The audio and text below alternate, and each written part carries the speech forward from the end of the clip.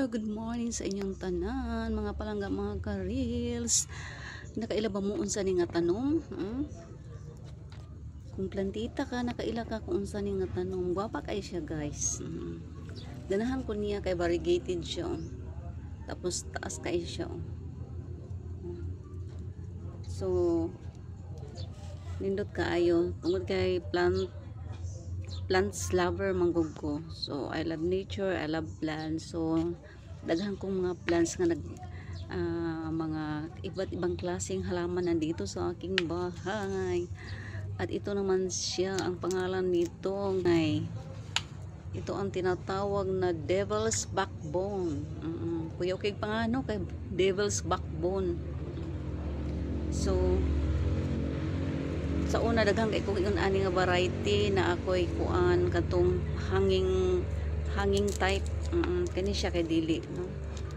So ang akong giganahan ani niya kay variegated. Guwapa kay siya. So kani mga tanong guys, makahatag yun siya og mga kalipay sa atong hunahuna.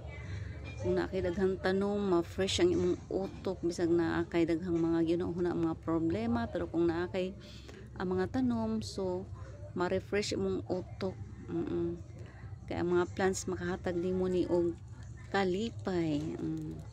So nindot jud kay ang mga plants, no. Ato gyud dayagon ang Dios kay tungod sa ihang mga creation nalipay ta. So ayan guys, variegated siya. Kuya kay pangalan ba kay devil's backbone. Malipayon kay akong mga tanom kay giulan sila.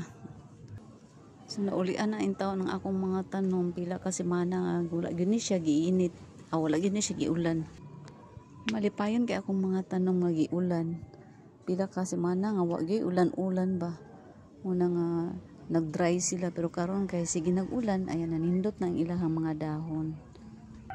Ako pong mga cactus, kanis po siya nga cactus na napod siya nagkaroon na po siya ng mga kuan mamulak na po siya.